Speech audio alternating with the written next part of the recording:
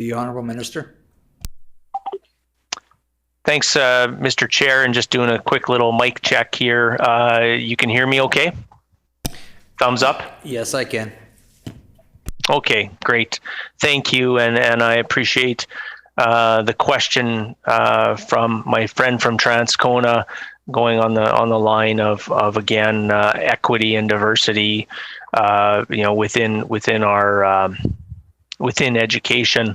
Again, pointing the member towards. Oh, and I also want to thank the member for saying that we're going to be winding down this side of the estimates, because I think that also gives a bit of a heads up to other departments that they might be engaged today. So I'd like to point the member to, again, the action plan, and knowing that diversity and again working with Equity Matters, because they're a key stakeholder, a key education partner. We take a look at the recommendations and some of the comments from Manitobans, again across this great province of ours in regards to diversity. Yesterday we spoke about the fact that when there's students with different cultural backgrounds in the classroom, and if they can attend a class or have a teacher that's standing in front of them that shows the fact that they're from the same culture or have that diversity, I think that's very important. And I know Manitobans had spoken to the commission about that. So within the action plan, definitely and I'll point to the section for the member under excellence in teaching and leadership. One of the ways to try to get more diversity is definitely create a workforce planning framework, which focuses on the recruitment and retention of school staff in northern and rural communities, and increasing French, Indigenous and Indigenous language educators. And again, Mr. Chair, I appreciate the question from the member, because it really gives an opportunity to show once again that we're collaborating, we're working with Manitobans and our education partners to make sure that we're filling those needs, but at the same time making sure that the mosaic fabric of this great province of ours is shown also in the profession of teaching. So definitely looking forward to continuing that work, not only with our Indigenous partners, but our many other cultural communities within this great province of ours. The Honourable Member for Transcona. Thank you, Mr. Chair. At this time, I'll pass 15 minutes from starting now to the member from Tyndall Park. The Honourable Member for Tyndall Park. Transcona for allowing me 15 minutes here. It's 3:24, so I'll keep track of that very closely. And I want to thank the Minister for being here with us this afternoon and taking some questions. I'll jump right into it for the sake of time. Internationally educated teachers, on page 21, according to the estimates book, the department shortened the processing time for internationally educated teacher certification. I'm curious what spurred this change, and what was the processing time prior to the shortening time, and what is this now time for it being constituted as being shortened?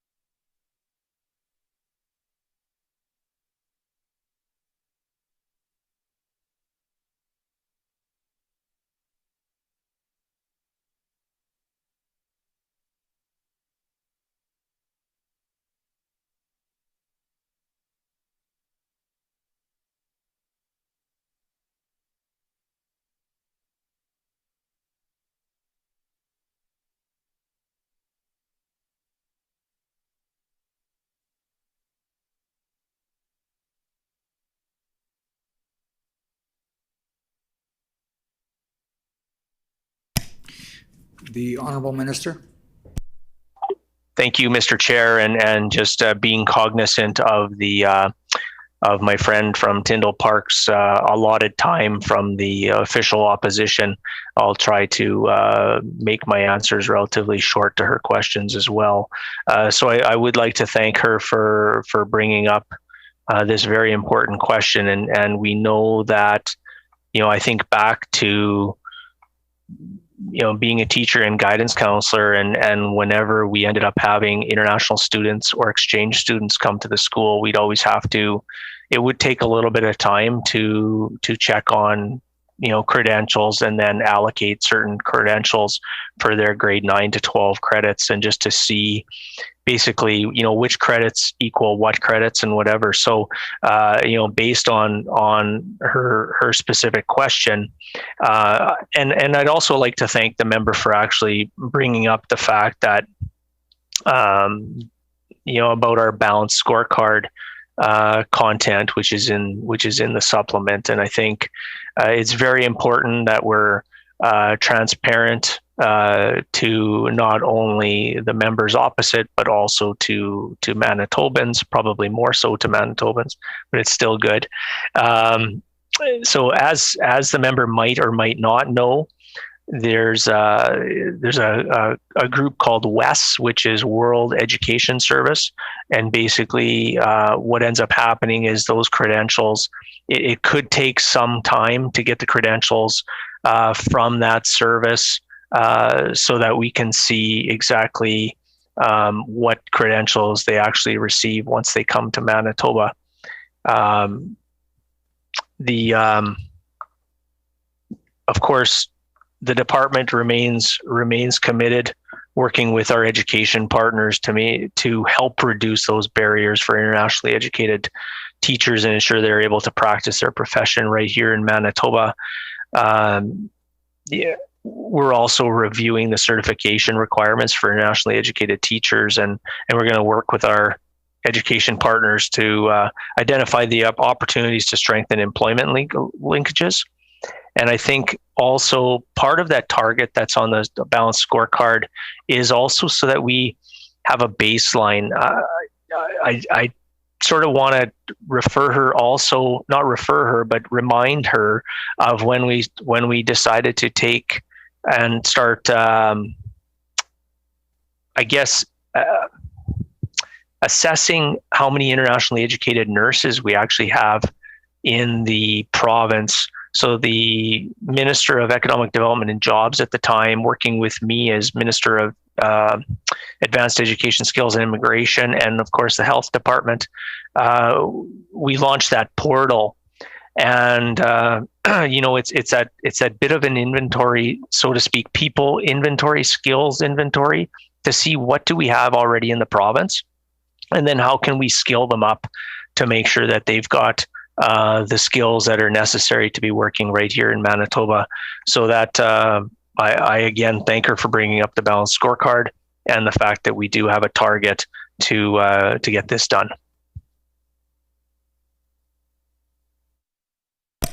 The Honourable Member for Tyndall Park. So very simply put, what is the timeline for processing internationally educated teacher certification presently? The Honourable Minister. Thanks to the member for the question, Mr. Chair. So our target is to get 80% of them sort of through within 8 weeks, and part of any kind of new system or any kind of new scorecard or any kind of new measurement, at sometimes you don't quite have that baseline. So as the member can appreciate, these are new measures that we're actually doing to try to help with the labor shortage, much like what we did with internationally educated nurses, what we did with the increasing nursing seats. I mean, these are very important measures to try to help with the labor shortages. And so simply put, to answer the member's question is we really don't have a baseline. And we're hoping as time goes on with this new measure that we will create a new baseline, and we think that 80% within 8 weeks is an acceptable timeline. The honourable member for Tyndall Park. Will school divisions be hiring the increase in teachers, or how will internationally educated teachers actually get into the classroom?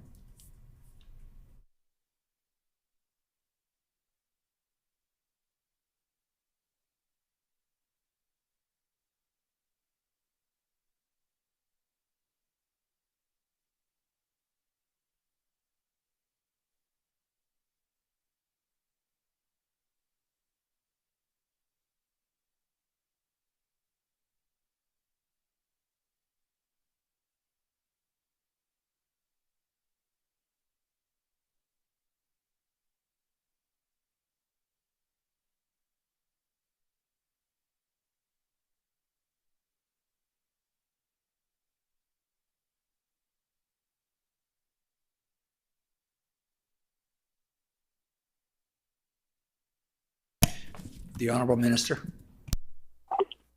Thanks, Mr. Chair.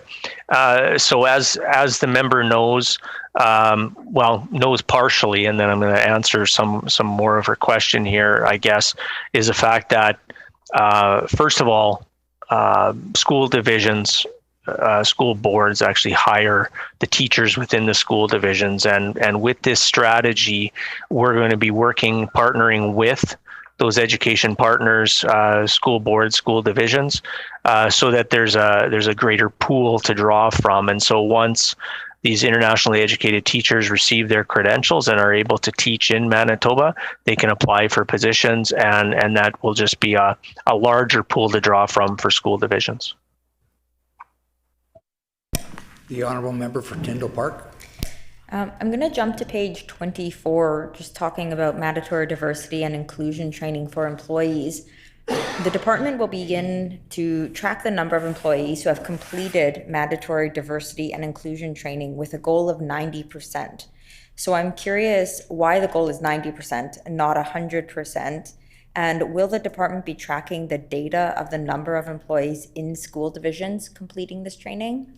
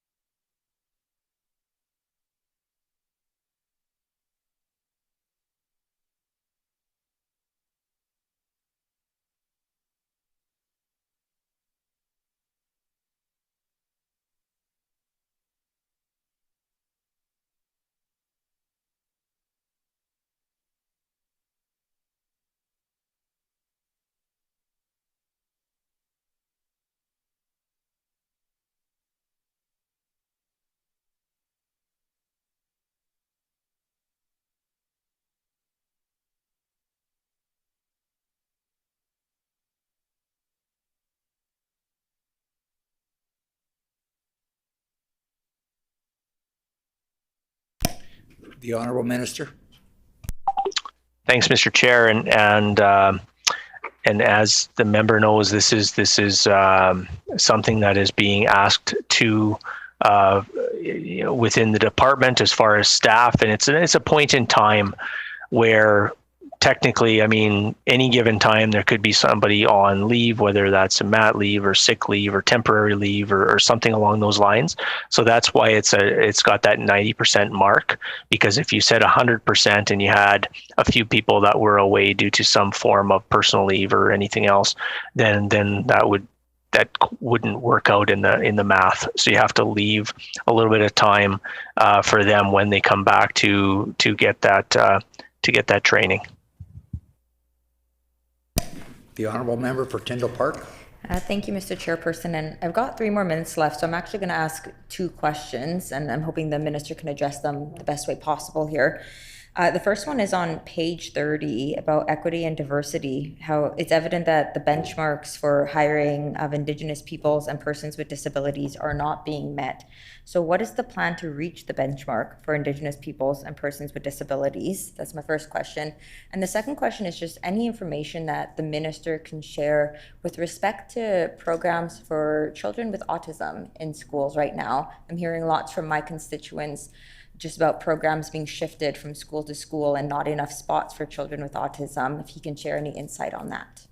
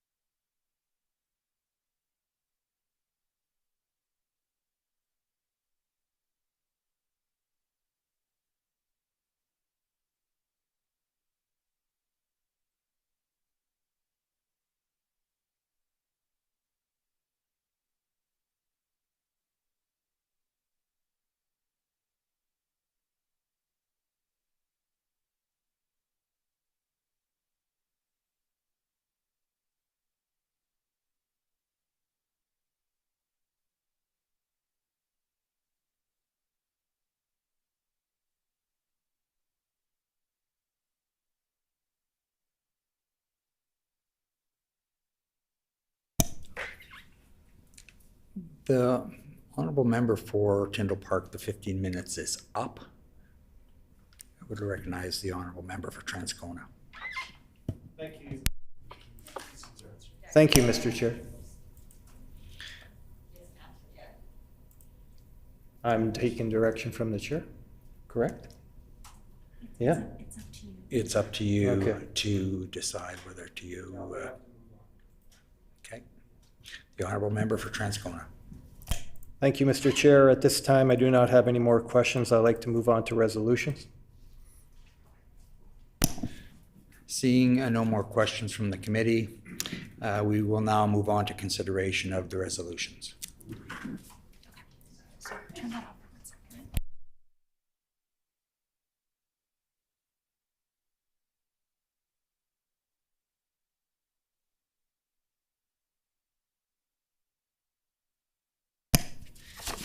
Resolution 16.2.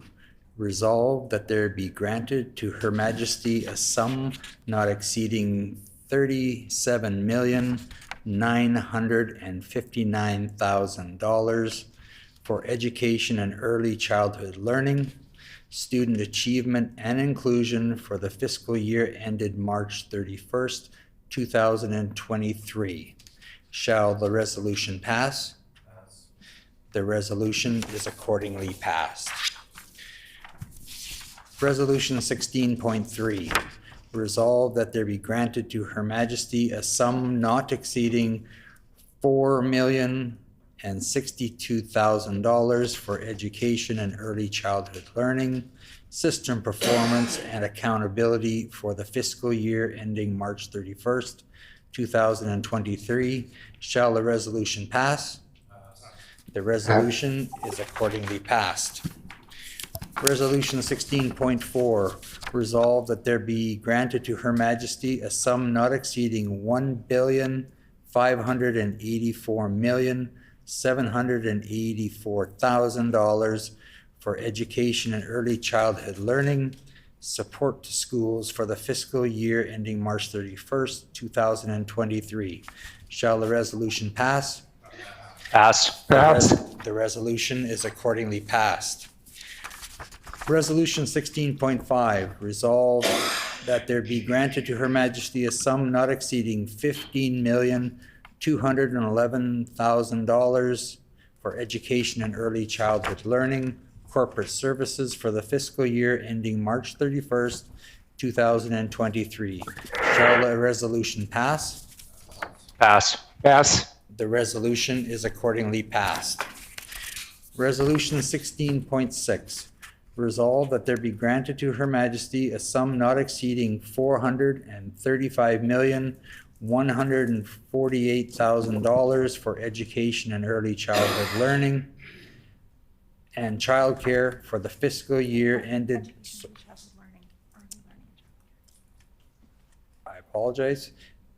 For education and early childhood learning, early learning, and childcare for fiscal year ended March 31st, 2023. Shall the resolution pass? Pass. The resolution is accordingly passed. Resolution 16.7, resolve that there be granted to Her Majesty a sum not exceeding $103,922,000 for education and early childhood learning, capital funding for the fiscal year ended March 31st, 2023. Shall the resolution pass? Pass. The resolution is accordingly passed.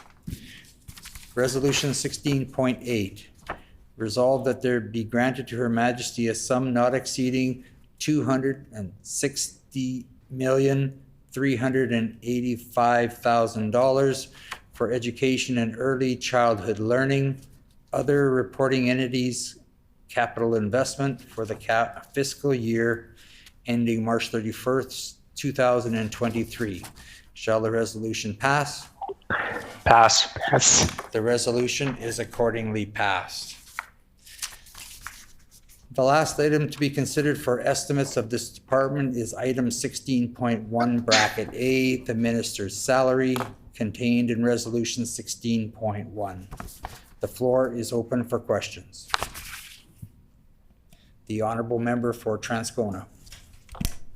Thank you, Mr. Chair. I'd like to move that line item 16.1, subbracket A, minister's salary be reduced to $33,600.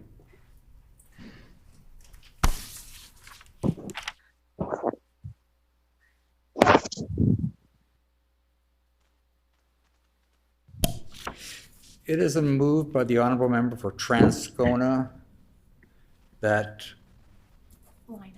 line item 16.1 bracket A, the minister's salary be reduced to $33,600. The motion is in order. Are there any questions or comments on the motion? The honorable member for Transcona.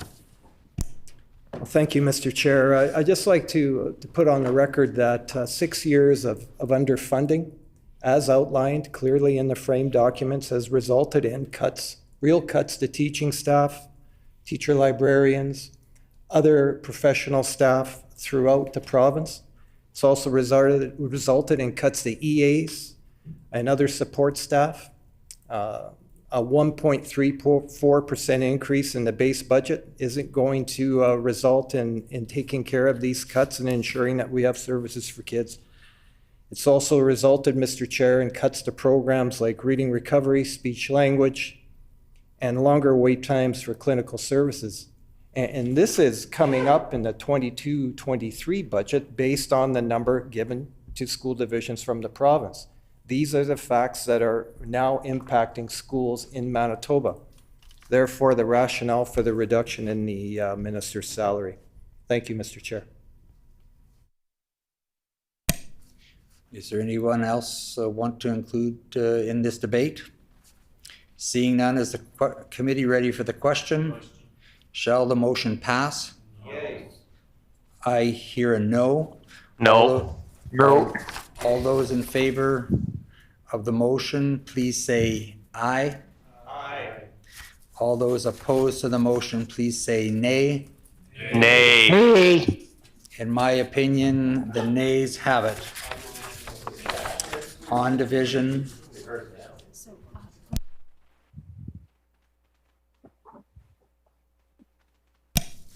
The motion is lost on division.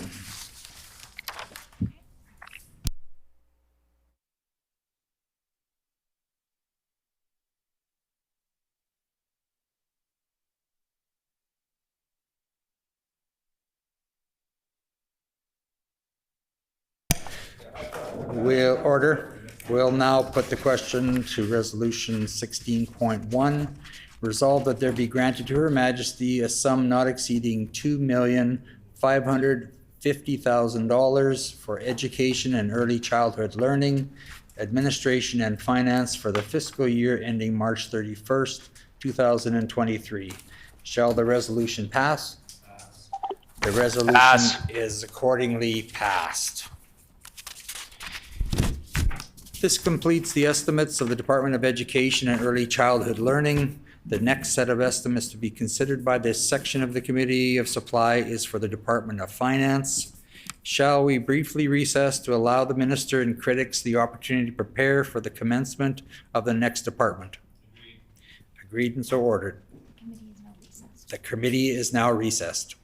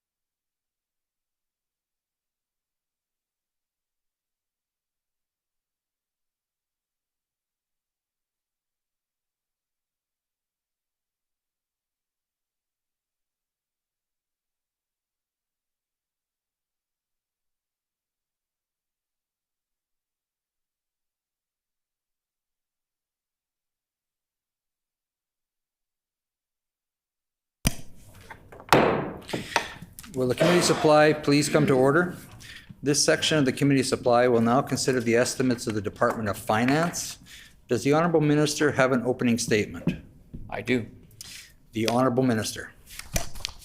Thank you, Mr. Chair. I am pleased to be here to consider the estimates of Manitoba Finance for 2022-2023.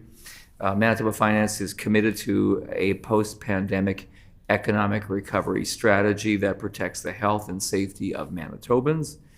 Manitoba Finance has led government in getting Manitoba's economy back on track and helping Manitobans keep more of their own hard-earned money. As a central agency, Finance has responsibility for fiscal and economic matters, including my role as chair of the Treasury Board. Briefly, I will introduce you to the appropriations within the department for which I have responsibility. Administration and Finance provides executive support and management for the Department of Finance, provides shared financial services and budget oversight for various departments. It provides centralized processing and administrative functions related to central accounts payable, central payroll services, and bank reconciliation. Crown Services provides governance and accountability management functions to realize Crown Corporation value to Manitobans. The department works with defined Crown corporations to enable alignment with government objectives and results. Fiscal Policy and Corporate Services provides research, analysis, and support on local, national, and international economic, fiscal, and tax policies, including fiscal implications and projections. It supports the department with achieving government-wide and other initiatives assigned to finance. Communication and engagement leads high-quality communications and engagement policy and practice across government, and it provides communications and engagement services to government departments and Crown agencies, including strategic communications planning, public information and consultation, employee communications and engagement, media engagement and support, media planning, and purchasing and central contact center operations.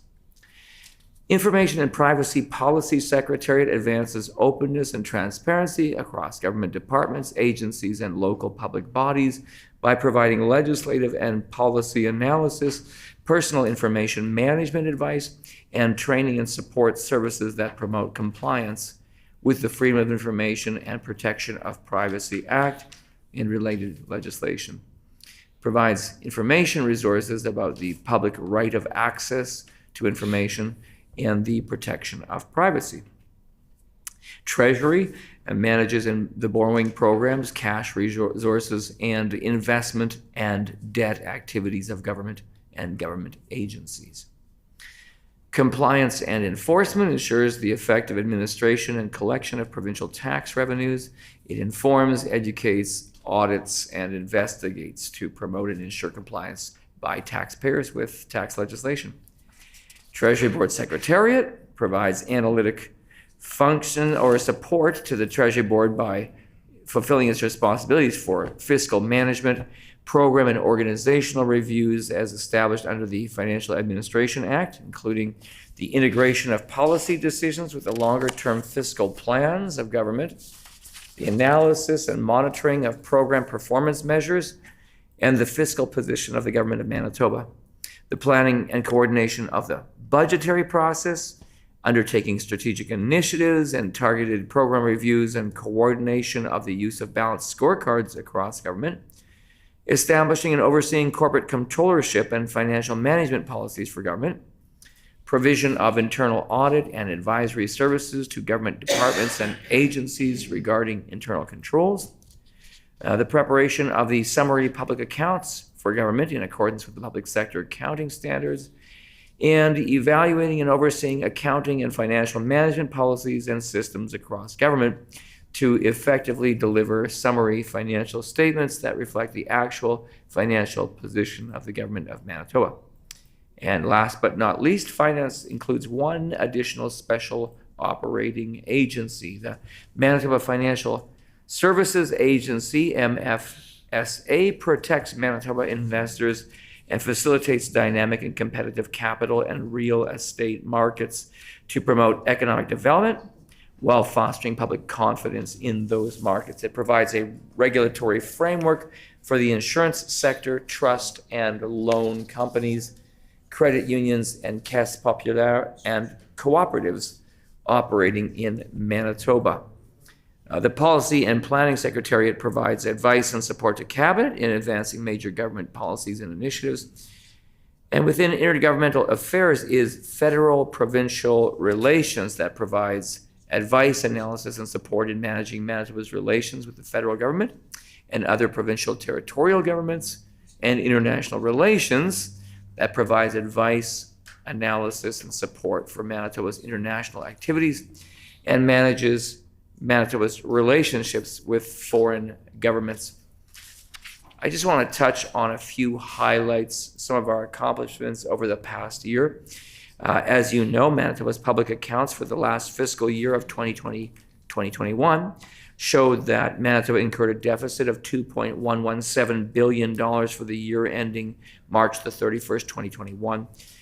Both own source revenue and provincial GDP decreased in this year. This resulted in the own source revenue to provincial GDP rate remaining steady at 15.8% of GDP, similar to 2019-2020. The public debt charges to total revenue ratio shows how much of every dollar of the government's revenue is needed to pay interest. In 2016-2017, the government used 6 cents of every dollar of revenue to pay interest. The ratio has been steadily decreasing since that time, reaching a low of 5.4 cents in 2020-2021. In the same year, net debt to GDP increased to 38.5%. This indicates that the government had to undertake substantially increased borrowings in response to the COVID-19 pandemic due to decreased own source revenues and necessary COVID-19 pandemic-related spending.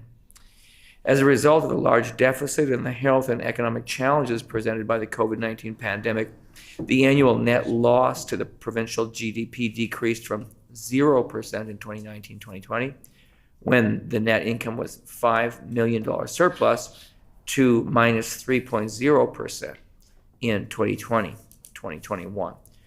We delivered our government's 2020 tax rollback guarantee and other ongoing tax measures, such as reducing the provincial sales tax to 7% from 8%, indexing the basic personal amount, indexing personal income tax brackets, eliminating the sales tax on home insurance, personal services, including haircuts, and on personal income tax return preparation, as well as starting to phase out education property taxes in 2021. Starting in the 2022 taxation year, Manitoba is, of course, replacing the renter's component of the education property tax credit with a new tax explicitly for renters of residential properties that will fix the annual claim amount at $525, that is $43.75 per month, and will not be income tested. Up to 45,000 Manitobans who receive non-EIA rent assist benefits or who live in social housing will now also be eligible to claim the credit where they were previously ineligible to do so. We have more work to do, of course. While the focus of the last 2 years has been on responding to the global pandemic, our government remained committed to its long-term goal of removing unnecessary regulatory requirements and the administrative burden that they create. The past 2 years have also provided lessons in how meetings and documents can be better managed through technology, which are incorporated in reducing red tape for stakeholders. These reductions strengthen the provincial economy, improve services for Manitobans, and help decrease costs.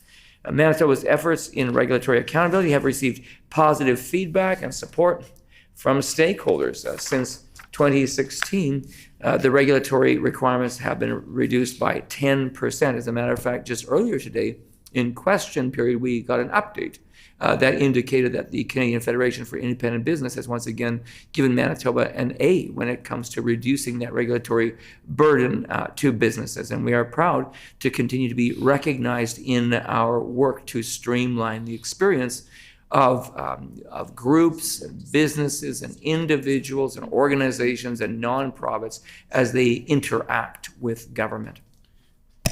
The minister's time is up. Would you have a closing remarks? Sure. Can I make brief closing remarks? Please. Okay. So, well, ask for leave, and it can be denied if the member wants to deny it.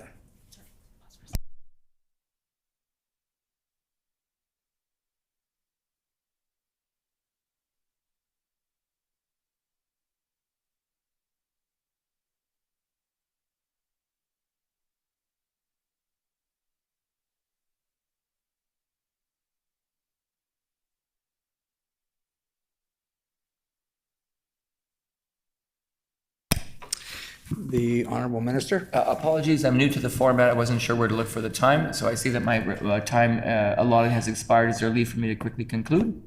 Is there leave to have the minister conclude his opening remarks? No. Leave has been denied. We thank the minister for the comments he has made. Does a critic for the official opposition have an opening statement? No. We thank the member for that. Under Manitoba practice, debate on the minister's salary is the last item considered for the department of the committee supply. Accordingly, we shall now defer consideration of line item 7.1 bracket A contained in resolution 7.1. At this time, we invite the minister's staff to join us at the table, and we ask that the minister introduce the staff in attendance.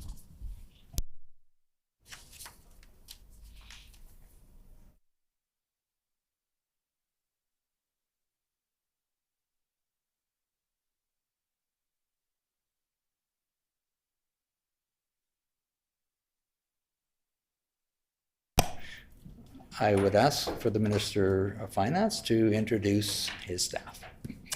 Thank you, Mr. Chair. I'm pleased to be joined at the table this afternoon with my Deputy Minister for Finance, Richard Groen, by the Secretary for the Treasury Board, Anna Lasoy. Also, Ryan Kloss, the Assistant Deputy Minister for Central Finance, joins us, as well as Rob Maurice, Executive Director of Crown Services.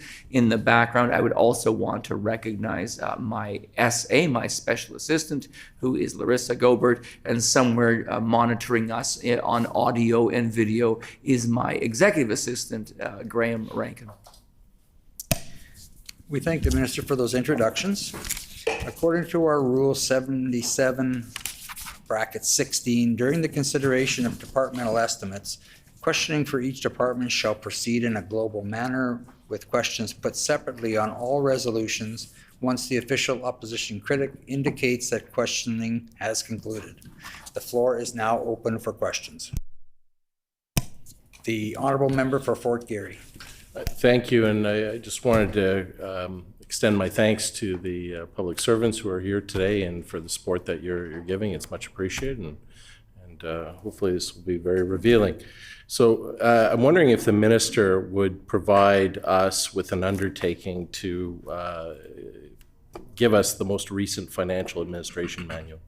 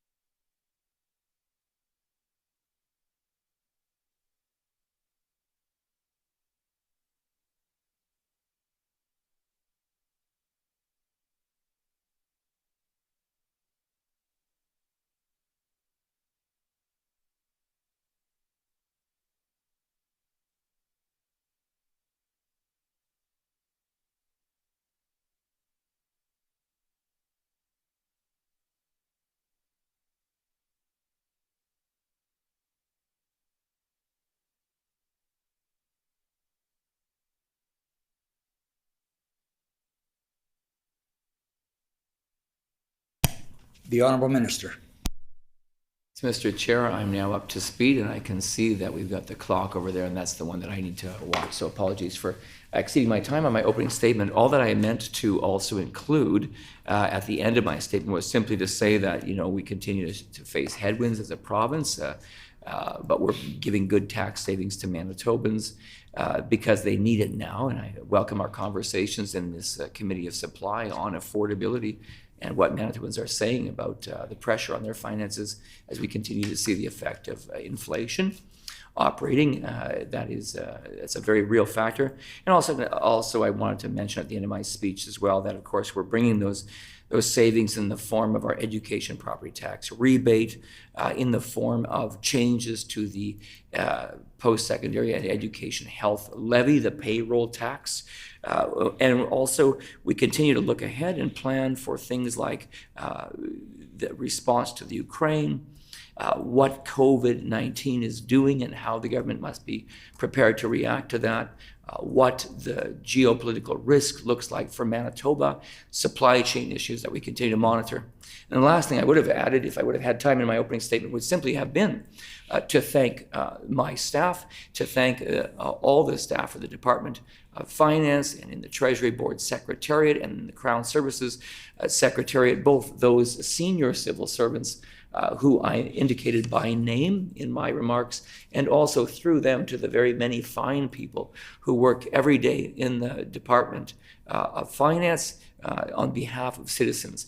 And then also to my long-suffering staff in the Office of 103 in the Manitoba Legislature, some of whom are here in the room, but also some of whom are, of course, there, my front office staff, my technical officers who assist me every single day. And it's a real privilege to work in that office with people who work that hard every day on behalf of the people of Manitoba.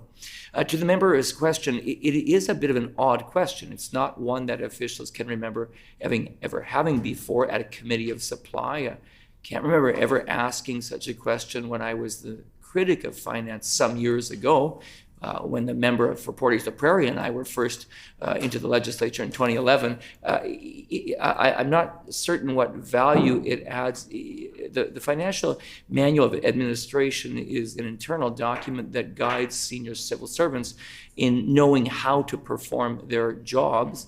I would suggest to the member that really the proof of the pudding is in the public accounts, which is the public disclosure, very transparent, of what those aggregate and individual efforts are of the government to achieve its budget, to fulfill its plan, to get value for Manitobans, and to make investments in the services that we know and need. That said, I'll endeavor to take this one under advisement and give consideration to it, to consider if there's a way that we can get the member what he's seeking.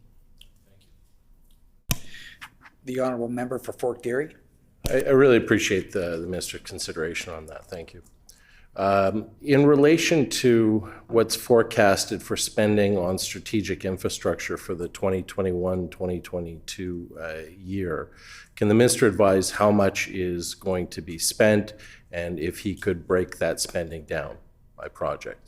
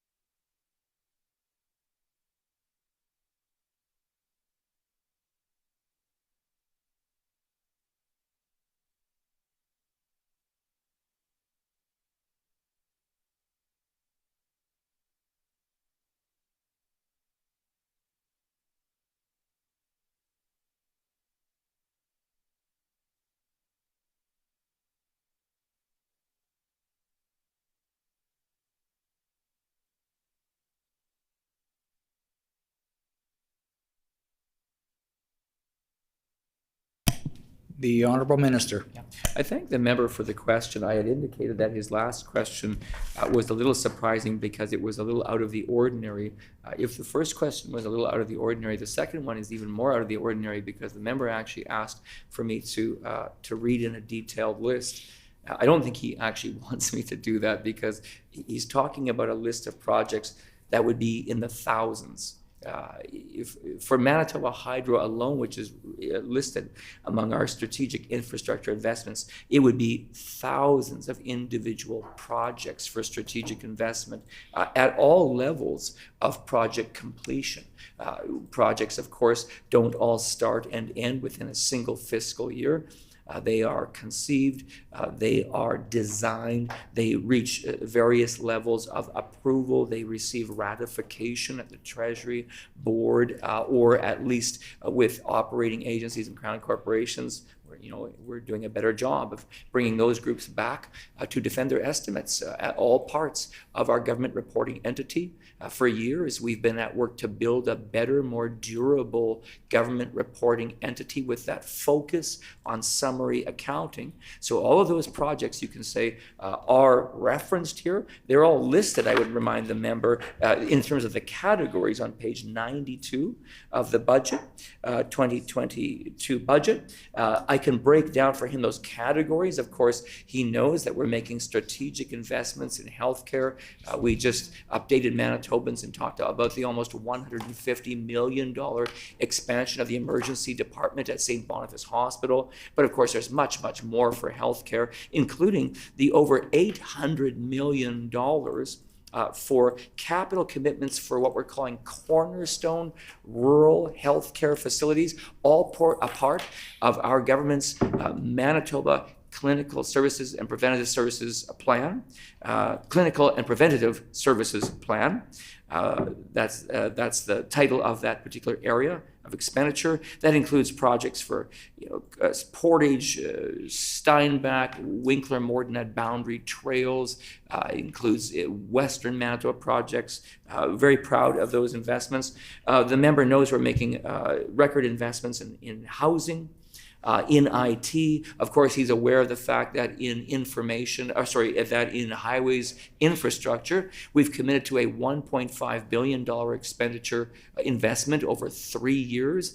Moreover, the same budget documents show on page 91 how we are moving to a 3-year capital planning cycle. Manitoba is behind on this. This constitutes another improvement that we've been able to make in the way we are presenting strategic capital, exactly for the reasons I discussed, that the government needs to plan to get good value for taxpayers. So this is the first year in which Manitobans will find a 3-year forward-looking plan, not just in respect of the 2022-23 plan, but adding 2 years onto that to give more certainty. Just yesterday, I sat with the Manitoba Heavy Trucking Association at the annual Manitoba Chambers of Commerce Gala and Ministers Dinner, and they told me how important this advance was to them as an industry so that they can predict what government's needs will be. They can plan for human resource, they can plan for their machinery and other technical resource, and they can bid on contracts more effectively. Another advancement we've made here, of course, though, is also representing the requirements of hydro on page 91. And you'll see that stacked above. The crowns are stacked above the departments and other reporting entities. And that's important to understand. While Manitoba Hydro is ratepayer supported and other expenditures and capital are taxpayer supported, it's still important to understand the total complement of those strategic infrastructure needs. I could go on and on, but the time restricts me. I would want to say that, of course, we're building new schools in this province. We committed to do so. We're ahead of schedule. There's much, much more we're doing in relation to water infrastructure, participating with the Investing in Canada infrastructure program, where many, many projects are moving ahead, and we are very proud of these investments that we are making in strategic infrastructure in the province of Manitoba through this budget. The Honourable Member for Fort Garry. Will the minister, given his comments, undertake to provide a detailed list breaking down all projects, including spending?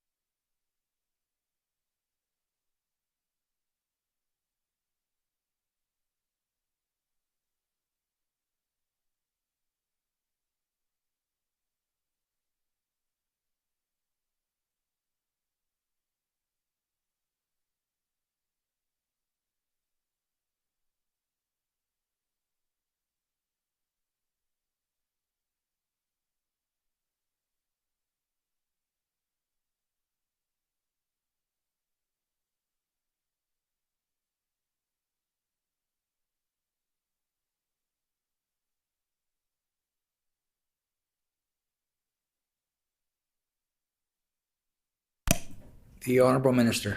Thank you, Mr. Chair. I've been discussing the member's request with my staff at the table. It's again, not a request that we can recall receiving in the past. We are talking about thousands and thousands of projects that are in a wide span of degrees of completion. So there's the concern we have, of course, about the sheer enormity of this request for information. not unlike the FIPA process, whereby any member of the public or group can make a request for information. There is analysis, even in that FIPA process in legislation, of the ability of the government to action the request reasonably, or whether it would be an inordinate utilization of resources to be able to accommodate the request.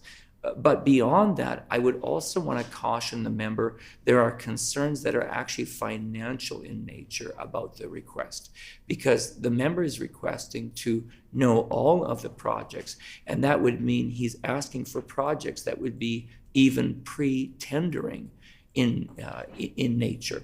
And to be able to provide a copy of pre-tendered projects to the member, I think he would clearly understand that financially, knowledge of those projects would have the concern in our minds of jeopardizing our ability to get competitive bids when those projects would be posted. People having differential access to that information as industries bidding on these projects may be able to advantage themselves before that is posted. That is why the government works to post any project at a threshold of $10,000 on a public posting. So maybe I could encourage the member first to actually go to where those projects are posted, and that is on MERCS, and there he would be able to see projects in highways and projects in schools, healthcare projects and other strategic infrastructure, housing projects that the government is undertaking. I'm even thinking now that the government will have tenders that will come about as a result of the spring flooding and events that have taken place. And there will be points whereby the province's infrastructure has been damaged by these high water levels and these extraordinary moisture events. And so there will be more projects added, but we're still tabulating what those projects will be. I know the Minister of Infrastructure is hard at work in his department to be able to do that undertaking. Even right now, we're still in the process by which municipalities and farms and individuals and organizations are determining damage and then checking eligibility and submitting claims through the DFA program. As a matter of fact, we received a briefing on that just 2 days ago to understand better how that program works. So I think if the member has a particular concern about one or a few projects, I would be happy to invite a conversation about those projects. I would also, though, encourage the member to go to the Committee of Supply specific to education or infrastructure or families for the housing, to be able to ask specific questions to specific ministers responsible for those assets and those investments. I will direct the members' attention to page 16 of the budget and budget papers, where he can see that priority that our government continues to place on capital investment. And there he can see that net book value increase of tangible capital assets represented in the millions of dollars. And you can see that our government has been making steady progress in investing in the schools, hospitals, roads, and other critical infrastructure that our province needs and our citizens need in order to grow the economy and seek services. The honourable member for Fort Garry. Yeah, it's truly disappointing to hear the minister's answers and stonewalling on this. This is certainly in the public interest to have that disclosed. It's not his money, it's not his government's money, it's taxpayers' money in Manitoba. And to hide it from view, hide it from accountability and transparency, I think speaks volumes of the ethical lapses of this government and the concerns that we have with the professionalism of this cabinet. But I'll move on. Will the minister commit to providing a technical briefing with the relevant department staff to the official opposition in regards to the revision to Manitoba Budget 2020 tabled yesterday in the House?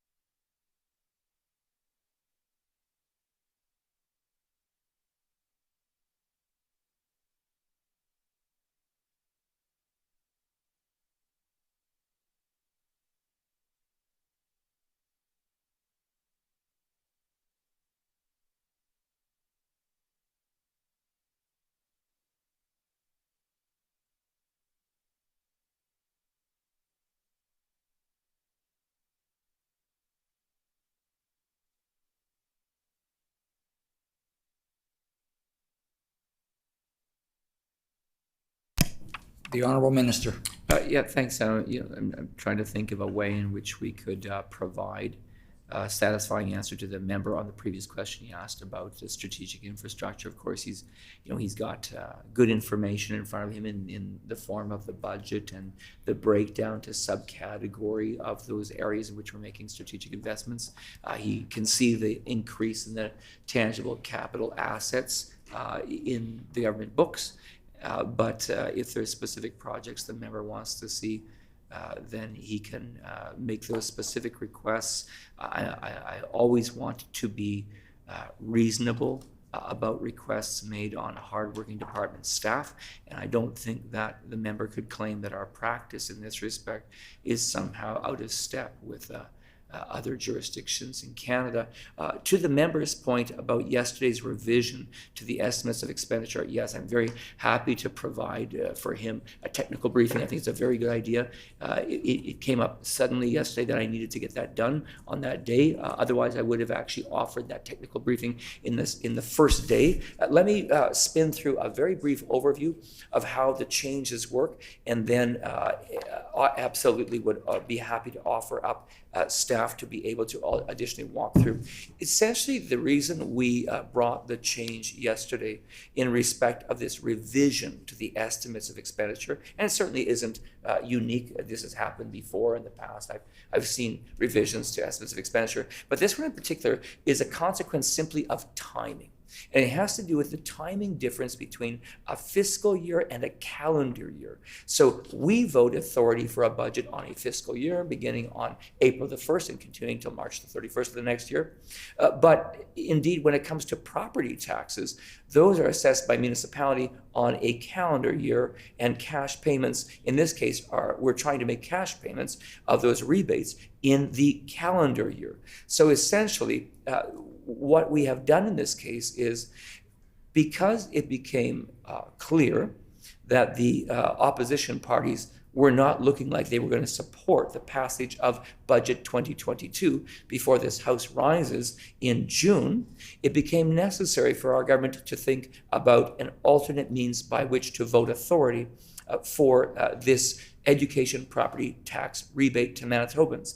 Households and farm families receiving 37.5% of that property tax, which is increased from the previous year, and no change to commercial properties, still receiving 10% rebate exactly as they did last year. Now, the member will note that in the original estimates of expenditure, that rebate amount we were seeking authority for was $401.5 million. Essentially, now he will see a change, and on the revision to the estimates, he's seeing the number $113 million. Now, what this does is, if he adds that $113 million that is noted now in the estimates, and then compares that to the $349.8 million that we sought authority for through Bill 39 and achieved that authority when we passed that bill last week, Thursday, I believe, in the Manitoba legislature, then those two amounts will add up not to 401, but to $463 million. That's the total there. Now he'll say, well, what is the difference in that amount? Now we go back to just the conundrum of calendar years and fiscal years. So essentially, what that member will understand, because we spoke about this during the bills debate, I think at the committee of the whole, or possibly second reading during the question and answer period, is that this 2022 budget sought authority for the 3 quarters of 2022. And essentially, next January, we're into the next calendar year, even though we're in the same fiscal year. And so essentially what we're doing now in the estimates of expenditure is pointing forward to the amount that Bill 39 did not accommodate, don't need to, because January to March can be covered off by this remainder. Think of it as a remainder for this budget. What I would point the member to, and I'm sorry, I don't believe I might have the document right in front of me as well, exactly from that revision to the estimates. The member will see that on that page 161 of the changes, at the very bottom of the page, there is a note that indicates the Minister's time is up. The honourable member for Fort Garry. Well, I'm sure the minister will finish his thought here, but I want to add to it. So I want to make sure. Well, I mean, you'll have the opportunity to fill that in a minute. Is the $462 million the true cost of the education property tax rebate in the current fiscal year?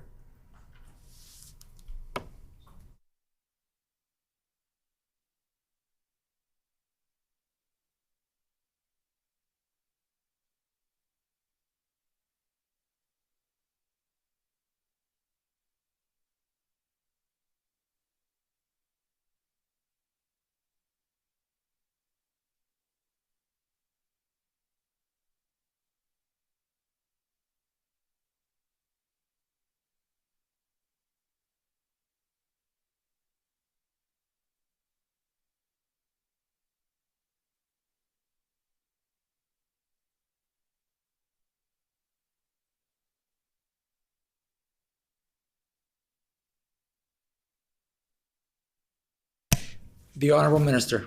Sorry to the member for Fort Garry. So obviously I'm still a little rusty here. So I've asked for the support of the chair to flag to me when there's a minute left. And so I'll make sure to get my answers within the 5-minute period that is assigned to me.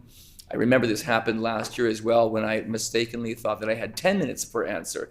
And then I was promptly reminded by the chair that it was only 5. Sometimes it feels like 10, I'm sure, to the member for Fort Garry, but indeed it is only 5 on the clock. So thank you, Mr. Chair, for your indulgence to me. I was just reading at the bottom of the page there in that revision to the estimates on page 161. There's a note that says, there's a note referring to the $113,300,000. That says this reflects the liability that accrues for the last quarter of this fiscal year, like I mentioned.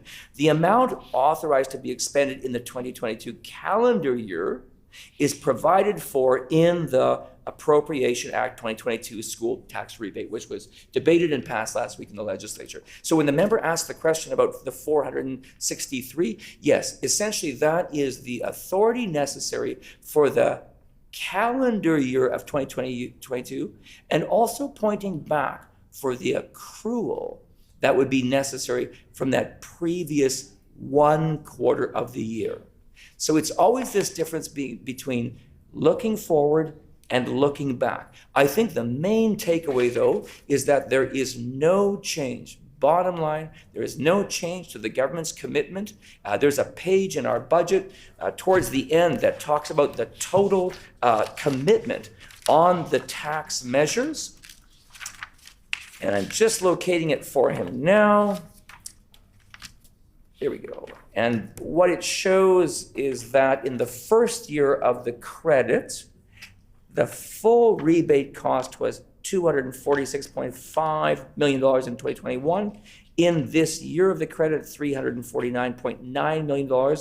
And then the following year, when fully implemented, at $453.2 million. And that is showing on the tax year. So think of it as a calendar year. And then, of course, we've shown how that adjustment needed to take place. The math is a little difficult for people because you're always translating fiscal year and calendar year. But the main point is you've always got to reference that 1 quarter of the next year. And if it wasn't complicated enough, then remember as well that when this budget, this $113 million, when it references what I call the remainder, that amount that will be returned to Manitoba farm families, households, and commercial businesses at 10%, when it comes to that window of January the 1st to March the 31st, well, actually, that will be in the next calendar year. Those municipal assessments will be in 2023, and our commitment is to deliver that rebate at 50% in 2023. And just to finish up, I would say to the member, I will absolutely make officials available to him so that he can actually have the officials themselves run through these things and bring his staff to the table to ask additional questions about how this treatment works. The honourable member for Fort Garry. Okay, so by virtue of this being tabled yesterday, the government's admitting mistakes were made. And so I'm wondering if the government could provide an explanation, like how did the government realize the actual cost of the education tax rebate for the fiscal year had to increase by $61 million from April to May? So what would explain the multi-million-dollar mistake that was obviously made here?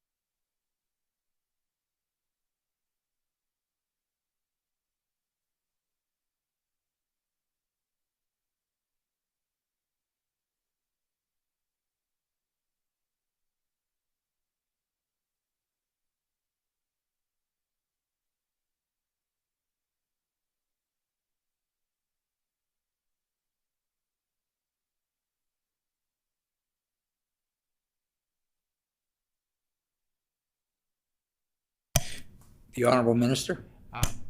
So the member is incorrect. There is no increase to the amount of the education property tax rebate. Once again, I would just want to emphasize that he is forgetting about the fact that there is an accrual of that January through March last quarter of the year. And this is just because of the disalignment that happens between a fiscal year when we operate from April the 1st to March the 31st, and how municipalities operate to assess tax on the basis of a calendar year from January the 1st to December the 31st. So the Bill 39 voting $300 and almost $50 million of authority was that money bill that we brought. Why did we bring it? Because we did not have certainty that the budget, that our budget would be passed, that the estimates of expenditure would be fully considered, that the opposition party would work to allow the budget to pass in the spring. The member and I have had conversations. I continue to say in this legislature that I believe it is in the best interest of a government and it is in the best interest of an opposition party to find a way to pass a budget in the spring. Indeed, we are the outliers in this respect. In Canada, when I speak to my counterparts in other jurisdictions, they ask me if we're done the Committee of Supply by now. They ask me if I'm passing my budget next week. And I explain to them that the rules of the Manitoba legislature give quite a lot of latitude for the process to pass a budget to be delayed. Because of that almost certainty of delay, and because of our government's commitment to send out those tax rebates to Manitobans who are waiting for them, because they care and they are concerned about rising prices. Because of those things, we had to revert to bringing a separate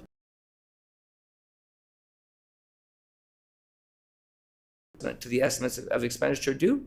Is they take the initial amount that was indicated there and they subtract out the money bill portion that now has been voted and has its own authority passed by the legislature, assented to by the Lieutenant Governor. We were very pleased to welcome Her Honor to the legislature last week, who came in to proclaim the bill on Thursday. And that now allows for those checks to go out to time concurrently with the deadline for receipt of that tax obligation. I believe for Winnipeg and the city of Brandon, those notices of assessment go out now in the spring, but of course there's a schedule by which municipalities send those out. They don't all happen in June or July. They're not all due in August or September, and I would be happy to read that list of what those dates are by which municipalities require those tax bills to be paid. In any case, what Manitobans can depend on is that this government is bringing tax relief at a time when they very much need it,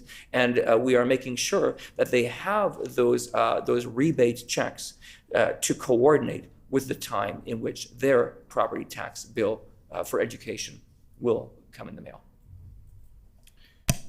The honourable member for Fort Garry. All right. Well, the minister didn't answer my question, which is sort of revealing in and of itself. Certainly indicates somebody who has something to hide. I'm wondering if any of these funds authorized for spending in Bill 39 are to be used to address the accrued liability that the government incurred in the last quarter of the 2021-2022 fiscal year.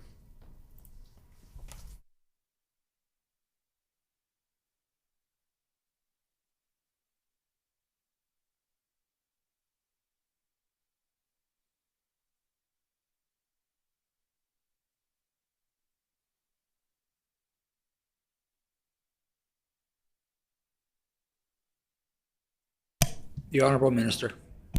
I will endeavor to keep my answer brief. Yes, exactly as we've explained. There is an accrual there, exactly for the reasons I explained.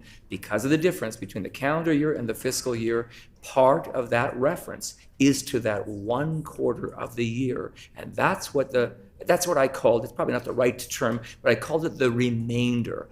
After the requirement of Bill 39, the $349.8 million that was voted and approved by the Manitoba legislature and assented to by Her Honor last week, of that amount, it's like that part of that must go for the accrual to that last portion of the year, the last quarter. The honourable member for Fort Garry. I want to be fair to the minister, so I want to make sure that absolutely have the facts right here. So Bill 39 that we just passed is going to be used to backfill tax credits from last year, from the 2021-22 fiscal year. That was the question. I appreciate you saying it's going to happen in this upcoming budget year, but the past year, and like you said, I want to be fair to the minister.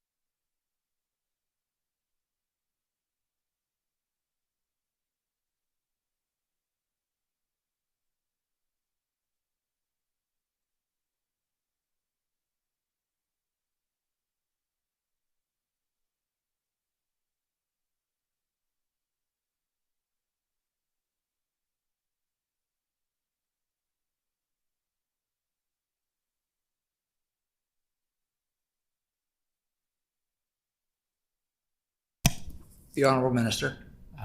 So I want to assure the member for Fort Garry that and he can absolutely avail himself of the opportunity to meet with technical staff who can walk him through these adjustments, and I would encourage him to do so that he'll have an accurate understanding because right now he's conflating two things, and he's conflating the supply bill and he's conflating the supply bill that we passed last week with the issuance of checks on a calendar year. So let me state this as clearly as I can. We passed a supply bill last week in the legislature. It authorizes for checks to be sent in the 2022 calendar year. That means 3/4 of that period of time falls within the fiscal year of the province of Manitoba. But 1/4 of that calendar year falls into the previous fiscal. Again, it's simply the misalignment of our fiscal year and the calendar year on which municipalities assess tax. If these were aligned, there would be no difference. It would be identical. But because of the misalignment, it's like this authority has to point in two directions. It points forward for 3/4. It points backward. But I do want to assure the member, the public accounts will clearly show, just as they showed last year, exactly what the amount was that was spent. Bottom line for our government, we are committed to bringing tax relief to Manitobans. And let's be very clear that I believe the opposition parties tried to block this most significant tax relief initiative for Manitobans for probably 6 days of debate. I'm guessing here, I could be wrong, but I think it was about 6 days of debate. So that is something that they will have to answer to Manitobans for. There was actually a time in the legislature last week during debate when the member for Fort Garry said, and we went to check Hansard to make sure we had heard it right. He said, nobody is asking for this. No one is asking for this tax relief. And I think I'm actually quoting him verbatim. But I would be really, really clear that if the member thinks that, he is not in tune with his constituents. We know that right now, there was a survey out last week, I think it was a probe survey, that indicated that 2 in 4 Canadian households are worried that they will not have enough money at the end of the month. And I can hear that the members at the table saying, well, he meant to say businesses. But businesses were very, very hard hit during the global pandemic. Businesses closed their doors because of public health orders. Businesses were disrupted. They lost their customers. Restaurants weren't able to open. That's why our government was there to respond. And if this member is suggesting that businesses are not expressing a need for tax relief, he's just wrong. As the finance minister, I can tell him, from a person who travels across the province and meets with a wide variety of stakeholders, business leaders and small business owners, they tell me on a regular basis about their concern about the inordinate amount of tax they pay in this jurisdiction. They cite to me examples of tax differences with other jurisdictions.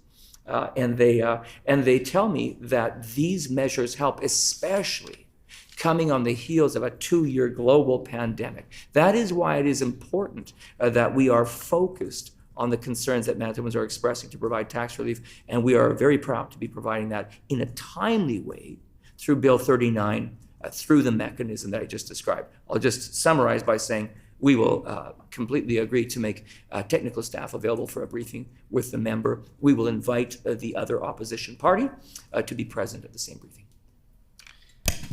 The honourable member for Fort Garry. Yes, I'm wondering if the minister can tell us how much of the Bill 39 appropriation is basically dedicated for the last quarter of 2021-2022 year.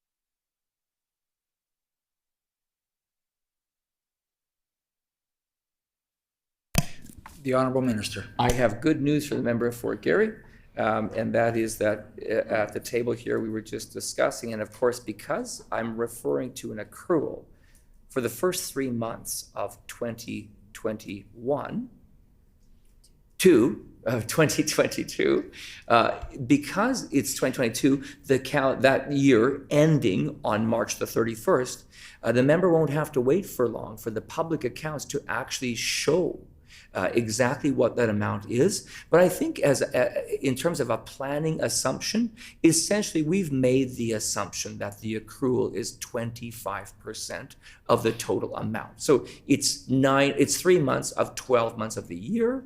We know that it's not exactly smooth on which municipalities provide for the deadline for receipt of tax owing for municipal property and education property taxes. But we've made this assumption of 25%. And of course, then the proof of that is... Order. The hour being 5 p.m., the committee is recessed and stands recessed until 10 a.m. tomorrow morning.